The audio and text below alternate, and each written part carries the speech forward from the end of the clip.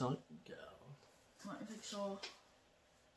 Salut tout le monde, bienvenue dans ce nouveau podcast. Aujourd'hui, moi et Olivier, on va aborder le sujet de l'importance de l'entourage, dans le fond, quand tu veux commencer sur une transformation physique ou dans le milieu du bodybuilding en général. Dans le fond, pourquoi c'est important l'entourage?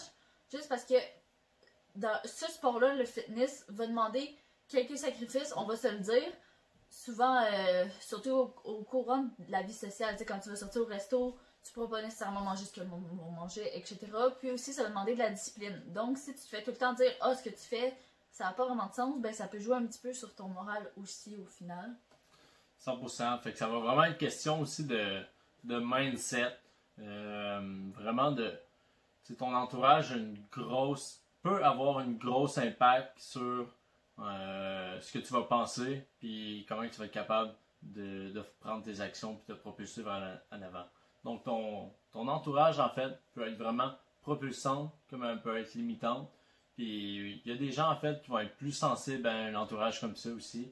Donc on trouvait important d'en parler. Puis en fait nous personnellement, toutes les deux avoir un entourage qui est vraiment propulsant, autant dans le bodybuilding que juste dans l'entraînement physique.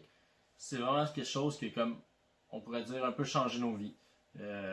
C'est vraiment quelque chose qui est à prendre en compte et qui est super bon à aborder en fait. Super. Cool. Fait que, juste comme ça, je vais te poser une question, Laïcia, genre. Toi, est-ce que tu as fait des changements, en fait, tu t'es entouré de meilleures personnes, pas nécessairement de meilleures personnes, mais je veux dire de personnes qui sont plus propulsantes envers soit tes croyances, tes actions, l'entraînement physique dans le fond? Ben en fait, moi comment j'ai commencé? J'ai commencé que j'avais aucune de mes amies qui s'entraînait. J'avais vu ça sur Instagram et je trouvais ça le fun. Mais aucune de mes amies s'entraînait. Ma famille n'a jamais été là-dedans non plus. T'sais, ma famille c'était le genre de personnes qui prenaient un verre de vin à chaque souper. Puis c'est bien correct si votre famille fait ça. Mais c'était pas des trucs qui me convenaient à moi vers quoi je voulais m'aligner. Mais eux comprenaient pas trop le style de vie vers quoi je m'alignais. Donc ils jugeaient un petit peu vers où je m'alignais puis ils disaient « Ah, t'es trop intense, ça n'a pas de sens manger la même chose 2 repas de suite, ça n'a pas de sens compter, peser tes trucs et tout. » Donc ça faisait en sorte que je me posais des questions, ça me jouait dans la tête, puis un moment donné, ça a juste fait en sorte que j'ai comme arrêté un peu de me diriger vers ce milieu-là parce que je me disais « Ouais, mais tu sais, le soir, je suis pas avec eux, puis comme... » eux faisant en sorte que je me trouvais des excuses pour pas aller vers ça. Puis un moment donné, j'ai décidé de commencer à m'entraîner un petit peu plus sérieusement. Puis avec ça, je me suis fait des amis justement qui s'entraînaient au même gym que moi. Donc juste ça m'avait aidé un petit peu à faire comme « Ah, je suis pas tout seul là-dedans, il y a des gens aussi qui font ça. » Mais encore là, c'était pas des gens qui étaient si intenses que ça. Puis il y a aussi le fait que je savais pas trop exactement ce que je faisais, comme un peu tout le monde quand on commence, on va se le dire. Donc, j'ai fait un gros move, puis j'ai décidé d'aller voir un coach. Mais, en tout cas, mes premiers coachs, ça n'a pas nécessairement cliqué directement, puis ensuite, on s'est rencontrés. Ça a fait un gros changement parce que tu étais un petit peu rendu plus loin que moi dans ce milieu-là, puis tu m'as comme amené avec toi, vu que tu avais déjà ta compétition... de fait, puis ça c'était un de mes buts, mais je connaissais personne dans mon entourage qui avait déjà fait de la compétition. Donc je sais, ça m'avait propulsé vers le haut, puis en fait, après ça je me suis entourée de super bons coachs, je me suis entourée de mentors, je suis rendue avec des mentors, c'est les meilleurs au Québec. Puis ouais. Juste ça me pousse à me dire, eux ils l'ont fait, je veux les dépasser. Dans le fond, eux ils me tirent vers le haut parce qu'ils ont déjà ce que moi je veux atteindre. Puis je me dis toujours, je vais atteindre plus que ce qu'eux ils ont réussi à faire. Donc, ça me motive à rester un peu là-dedans, je dirais. Ouais, je comprends. Puis, c'est vraiment bon, en fait, comme tu as dit, de t'avoir entouré les meilleurs au Québec. Ça fait en fait que tu veux atteindre un succès qui est semblable. Donc, tu peux t'inspirer d'eux, puis aller dans leur chemin. Puis, en fait, la question que j'avais, est-ce que tu as vu un réel changement depuis que tu as fait ces choix-là de t'entourer avec des gens comme ça? Ouais, c'est comme l'expression je me suis retournée sur une scène, c'est vraiment ça. Tu sais, je passais de... Je comptais pas vraiment ce que je mangeais, je pensais que je mangeais bien, mais pas pantoute dans le fond, à vraiment je trouvais ça aussi démesuré de compter tout qu'est-ce que je mangeais. Je trouvais que ça avait pas de bon sens, que c'était tellement long. M'entraîner, je pouvais passer 3 heures au gym, mais ça avait aucun sens parce que j'avais aucune structure dans mes entraînements. Puis à partir du moment où je me suis entraînée que je me suis entourée de gens justement qui étaient dans ce milieu-là, qui avaient plus de structure parce que ça faisait plus longtemps qu'ils étaient là-dedans, mais ça m'a vraiment aidé justement à approfondir mes connaissances premièrement. Ça a fait vraiment un gros changement. Puis justement mettons, m'éduquer là-dedans aussi, de dire comme, ben, mettons, si on veut, toute habitude s'acquiert, puis eux, ils ont réussi à m'inculquer ces habitudes-là, de comme, compter mes trucs, ben maintenant, je trouve plus ça long, tu sais, ça fait partie de ma routine, puis justement, quand on s'est rencontrés, toi, tu le faisais déjà, compter tes trucs, donc ça m'a juste amené à le faire aussi, juste à te suivre là-dedans aussi, ça a aidé beaucoup. C'est sûr qu'inconsciemment, t'as comme appris de mon mode de vie, puis c'est quelque chose que t'aimais, donc tu l'as appris rapidement.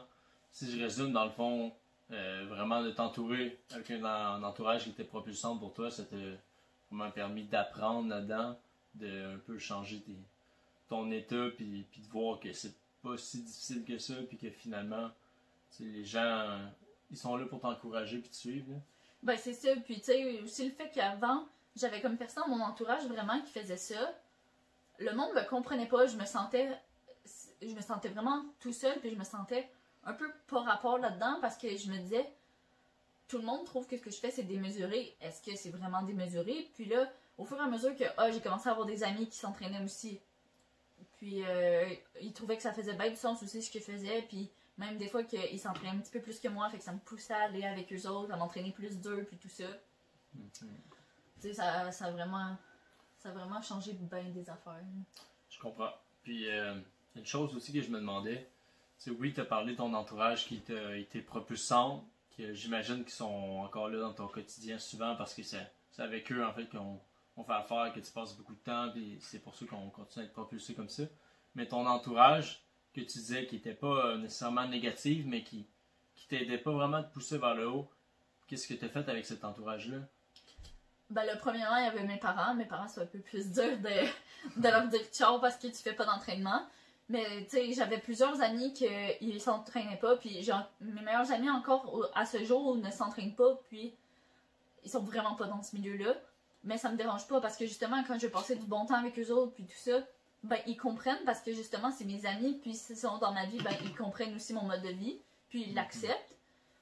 Puis ceux qui n'ont pas accepté ce mode de vie-là ou qui ont porté des jugements, ben malheureusement sont plus dans ma vie. Mais je me suis toujours dit que moi, je pouvais pas imposer ce mode de vie-là aux gens. Donc c'est plus moi qui m'adapte un peu à eux. Donc si je vais souper chez quelqu'un puis que je sais que, par exemple, je suis en prep, ben je vais amener mes meals. Si je dois m'entraîner mais que je m'en vais chez une de mes amies, je vais m'entraîner avant ou après. Tu sais, je vais arranger mon horaire un peu en fonction de... que j'ai mes trucs à faire, après ça je peux aller voir mes amis, mais tu sais, s'ils s'entraînent pas, j'ai gardé mes amis quand même, la plupart, comme je te dis, la plupart de mes amis ne s'entraînent pas justement. Je comprends. C'est pas une raison justement de quitter ces gens-là. C'est ça, c'est pas une raison de fuir ces gens-là, c'est juste de peut-être faire attention à où tu vas mettre ton temps, puis d'avoir une majorité de ton temps qui est avec des gens propulsants, puis faire attention quand même aux gens qui étaient là depuis le départ, parce qu'il faut dire que souvent c'est eux qui sont là depuis longtemps puis qui ont un impact dans ta vie, mais peut-être pas nécessairement dans un domaine comme l'entraînement, si pour eux ça ne change rien. Ouais, non, c'est ça exactement. Puis, tu sais, tant qu'il n'y a pas de jugement qui est porté ou tant qu'il n'y a pas d'influence négative sur toi, ces gens-là peuvent avoir des super bonnes influences, même si c'est pas dans le milieu du fitness. Peut-être qu'ils t'apportent d'autres choses positives, mais pas nécessairement dans ce milieu-là aussi. Donc, je vois pas vraiment le but, justement, d'enlever ces gens-là de ta vie si c'était des gens importants avant. Non, je suis 100% d'accord avec toi. Tu sais, faire des amis, mettons, au gym, etc., ça se passe super bien. Puis justement, si tu te fais pas nécessairement d'amis au gym, ce qui est normal, c'est pas tout le monde qui a envie de parler quand il veut s'entraîner. Tu peux t'entourer de gens, mettons, tu peux t'entourer d'un coach, tu peux t'entourer de mentors, tu peux t'entourer d'autres athlètes qui font la même chose que toi, dans le fond. Par les réseaux sociaux, c'est tellement facile. juste en écoutant ce podcast-là, vous entourer de nous deux, sans nécessairement nous connaître en personne directement. Donc, tu sais, l'entourage, c'est aussi à travers ce que vous écoutez, comme on nous a souvent dit, soit les 5 personnes... soit la 6e personne de ton entourage, en fait. Les 5 personnes devant toi, ben, c'est des gens qui sont propulsants, puis qui ont un mindset comme tu veux, qui ont un peu, en fait, souvent la vie que tu aimerais avoir ou des qualités que tu aimerais avoir, un mindset que tu aimerais avoir. Entoure-toi de gens qui sont comme ça, puis fais en sorte d'être la 6e personne qui, dans cet entourage-là, va être. Ouais, parce que dans le fond, si t'es avec ces 5 personnes-là, mais que toi t'es comme le fardeau du groupe, ils voudront pas nécessairement que tu sois la 5e personne, comme la 6e personne de leur groupe, si on veut. Parce que toi, tu vas les descendre vers le bas. Fait que toi, tu dois te monter à leur niveau. Fait que ça, c'est hyper propulsant là, de t'entourer de gens qui sont déjà où tu veux être, toi. Ouais, ça te pousse en fait à devenir la meilleure personne que tu peux être par toi-même. Dans le fond, je te revois la question. Toi, qu'est-ce que tu as modifié dans ton entourage justement pour t'entourer de gens plus propulsants? Ben, en fait, je te dirais que j'ai quand même été dans un entourage qui était toujours un peu au niveau du gym, au niveau de l'entraînement. Parce qu'à partir du secondaire, en fait, genre, moi et ma gang d'amis, on s'entraînait au gym de l'école. Fait que déjà là, j'étais dans un environnement un peu de gym, mettons. Mais c'est sûr que j'étais pas éduqué, puis même chose pour mes amis dans ce cas-là. Fait que j'ai commencé à m'entourer par des gens sur Internet. Fait que dans le fond, sur YouTube, des vidéos de motivation, des coachs online, des gens qui donnaient des conseils en fait sur les plateformes, des forums, plein de choses comme ça. Fait que ça a commencé par là. Puis par la suite, j'ai travaillé dans un gym dans ma petite ville. Fait que dans le fond, j'ai travaillé là pendant un petit peu plus qu'1 an. Puis je baignais vraiment dans l'univers de l'entraînement. Sans que c'est pas une place où il y avait des bodybuilders puis tout ça. Mais j'étais quand même dans un environnement en fait de fitness. Et à partir de là aussi, j'ai lu les livres de Lavier, tout plein de livres en fait sur l'anatomie. Puis fait que je baignais assez là-dedans, en fond. Puis par la suite, j'ai rencontré comme un peu style mon premier mentor qui m'a emmené à m'entraîner plus fort, plus intensément. Qui ensuite m'a emmené à découvrir ma première coach, en fait, que j'ai fait ma compétition en bodybuilding par la suite avec. Ça fait quand même un bout que je baigne dans l'entraînement. Mais durant la dernière année, j'ai fait un step de plus. On a même cherché un coach qui est vraiment certifié en tout ce qui est anatomie, qui va m'aider à m'apprendre des connaissances. J'ai fait vraiment beaucoup de formations. Fait que je me suis entouré vraiment des gens qui sont bons dans le domaine, puis qui ont su me propulser vers le haut là-dedans. Je pourrais dire en fait que les amis qui n'avaient pas la même vision que moi à ce moment-là, ben il y en a plusieurs que j'ai perdus dans la brume, oui. Il y en a d'autres qui sont restés fidèles, puis je sais qu'ils admirent ce que je fais, fait que ça, je respecte ça. Mes parents, c'est pas des gens qui font ce que je fais, mais par contre, ils m'ont toujours admiré, puis ils m'ont suivi à ma compétition de bodybuilding. Fait que c'est des gens qui, dans le fond, ont resté dans mon entourage, même si c'est pas eux qui étaient propulsants. Ils m'ont pas nécessairement tiré vers le bas. Moi, je suis quelqu'un que, si j'ai quelqu'un dans mon entourage comme tiré vers le bas, je suis capable de me défaire facilement d'une personne comme ça, puis vraiment d'aller chercher tout le monde qui peut m'aider dans le fond. Ouais. C'est bon. Puis dans le fond, là, ce qui est le fun aussi avec justement les gens qui sont pas nécessairement dans ce milieu-là, c'est que toi, tu peux être leur personne propulsante aussi après. Ouais, 100%. Tu sais, les aider à monter. Exemple, juste en parlant de ma famille, moi, j'ai été la première personne qui a vraiment fait un step en avant, qui a pris plus soin de ma santé, mon hygiène de vie, commencé à m'entraîner. Puis maintenant, ma soeur a commencé à sa transformation physique. Mon père, ma mère, je les coach un peu juste dans leur nutrition. Fait, ensuite, ces gens-là, ils aspirent à, pas nécessairement à être comme toi, mais ils voient que la voie que tu as prise, finalement, ben, c'est bon, puis ça fait du bien à tout le monde. Fait que moi, je suis vraiment heureux de pouvoir les aider maintenant là-dedans. Ouais, c'est ça. Pareil pour moi, mettons, si je regarde mes 2 sœurs, ben mes 2 sœurs, je les coach, eux veulent prendre de la masse. Donc, j'ai déjà fait les 2, prise de masse, perte de grosseur moi-même. Puis, on vu les résultats que j'ai eus. Fait que c'est sûr que ça les motive après. Puis là, sais, même nos parents, ils ont toujours eu leur habitude de vie, on s'entend, je pense qu'on était à peu près dans les mêmes styles de famille, genre des parents qui regardent pas trop qu'est-ce qu'ils cuisinent pour souper, qui font ce qu'ils ont envie de manger quand ça leur tombe, puis tu sais, ils vont prendre des marches des fois de temps en temps, mais jamais vraiment s'entraîner pour dire qu'ils s'entraînent. Ouais, 100%. Puis tu sais, des fois même ça les met à eux-mêmes se questionner, ah ben, crime, je pourrais peut-être faire plus attention à telle affaire, ou il me semble que ça me ferait du bien de, je sais pas, perdre un petit 5 livres. Puis là, après ça, ben, ils rentrent dans un peu notre style de mode de vie, puis ils finissent par quand même aimer ça au final, tu sais, comme ta soeur, je prends exemple, là. Ben ouais. Ça va bien, ces affaires, là.